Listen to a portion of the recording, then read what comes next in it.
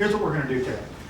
I'll start by giving you a rundown of how we see the healthcare market, because that's the context in which everything I say is going to be received, right? You have to understand how we look at the market. You then have to, I'm going to help you understand the assumptions I'm making, and that's design and construction. As Mike mentioned, we're pretty well to the point now where we can assume BIM on design and construction in healthcare, and I'll help you understand that those assumptions that I'm making. And then we're going to talk about 4 specific areas where we're seeing opportunities that are unique to the healthcare market. The first one is around planning phase and data reuse. The next 2 are around post-occupancy, around space and asset. And I'm going to help connect some dots for you there. So to help me understand my audience so I can connect the right dots, little survey here. Who in the room are architects?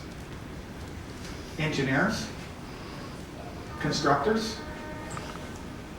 Specialty contractors? Okay, and then owners. Good, nice blended audience, good. I'll help connect some dots. And then we'll talk about some of the forefront stuff we're really seeing, which is around the use of models for some advanced design around infection control. So, how many of you in the room know who the CMS is, the Center for Medicare and Medicaid Services?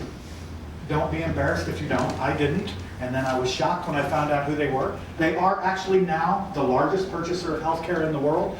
They administer the programs of Medicare, Medicaid, and the Children's Health Insurance Program, and they provide health care for 1 in 4 Americans. These numbers are pre-Healthcare Reform Act. So the numbers are only going to go up as healthcare reform and the expansion of Medicaid comes into play. So when you look at it from a budget perspective and you look at the entire federal budget, the CMS is the second largest piece of the pie, $732 billion in FY12, behind only Social Security and ahead of defense. So when you start to understand the numbers, you start to think about the idea of I probably should know a lot more about the CMS. And as I started to do so, I started to find out some very interesting things.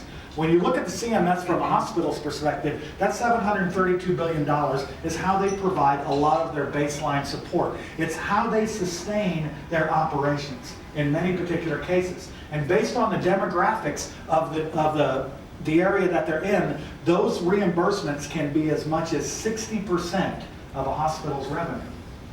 Now, why does that mean something to us? Because there are 2 reimbursements that the CMS gives a healthcare organization. The procedural reimbursement and the facilities reimbursement.